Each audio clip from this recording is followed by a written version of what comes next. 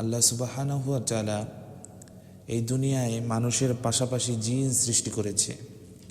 জিনদেরকে সৃষ্টি করেছে ইবাদতের জন্য। জিন অনেক প্রকার, সেটা হলো কিছু জিন আছে খারাপ, কিছু আছে ভালো।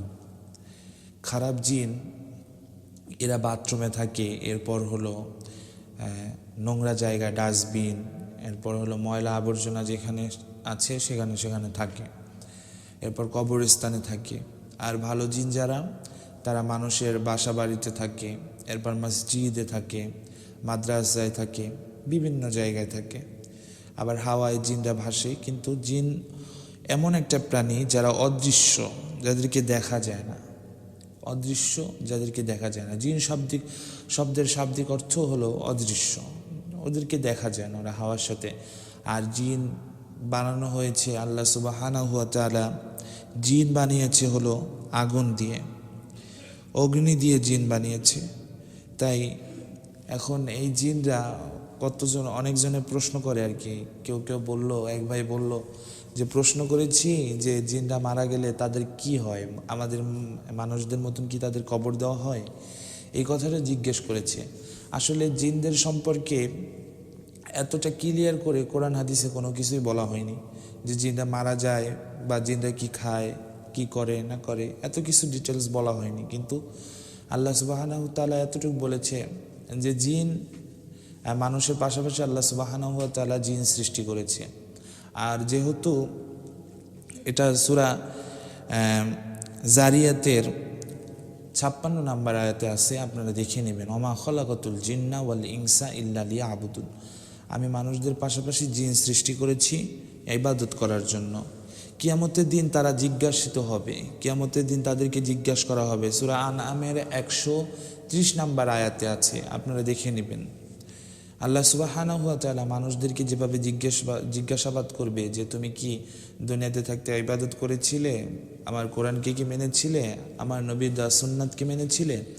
আমরা সৌদিতে একটা পাহাড়ের নাম শুনেছি, যে পাহাড়টা হলো জিন পাহাড়। এই জিন পাহাড়ের রহস্য হলো, বিশ্বনবী সাল্লাল্লাহু আলাইহি ওয়াসাল্লাম ওই জিন পাহাড়ে যখন ছিলেন, জিনেরা তার কাছে বায়াত গ্রহণ করতেন। কেমন বায়াত গ্রহণ করতেন? তারা ইসলাম ধর্ম গ্রহণ করেছিলেন অনেকজন। তারপরে সেই ইসলাম মানুষের কাছে না, তো জিনদের কাছে প্রচার করেছে। ঈমান এনেছিল অনেক জিন, সেই জিনরা প্রচারও করেছে।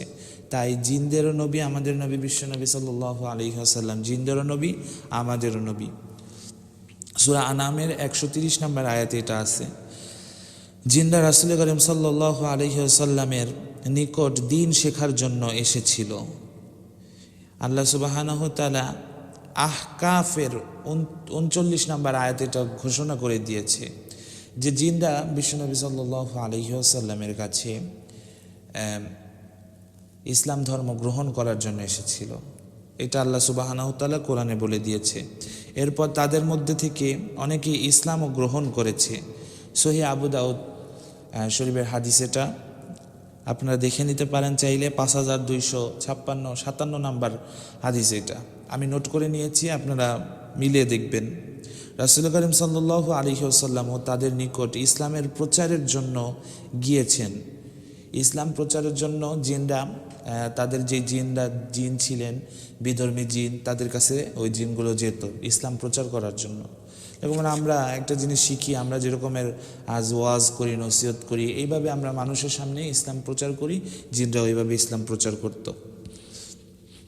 এরপর হলো ওইটা হলো সহিহ তিরমিজি শরীফের হাদিস, এটা হলো 3258 নাম্বার হাদিস, আপনারা মিলিয়ে নেবেন। তিরমিজি শরীফের 3258 নাম্বার হাদিস, এটা মিলিয়ে নেবেন। এরপর হলো, অতএব শরিয়াতের বিধান তাদের জন্য প্রযোজ্য।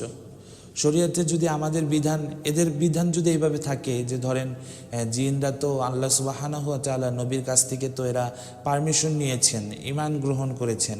আমাদের নবীর সাহাবারা তো এইভাবে ঈমান গ্রহণ করেছেন, এরপর কালেমার দাওয়াত মানুষের কাছে দিয়েছেন। অতএব এদের ভিতরে আমাদের ভিতরে কিন্তু অনেকটা মিল রয়েছে। আমরা ভালো মন্দ বোঝার ক্ষমতা রাখি, জিনরাও ভালো মন্দ বোঝার ক্ষমতা রাখে।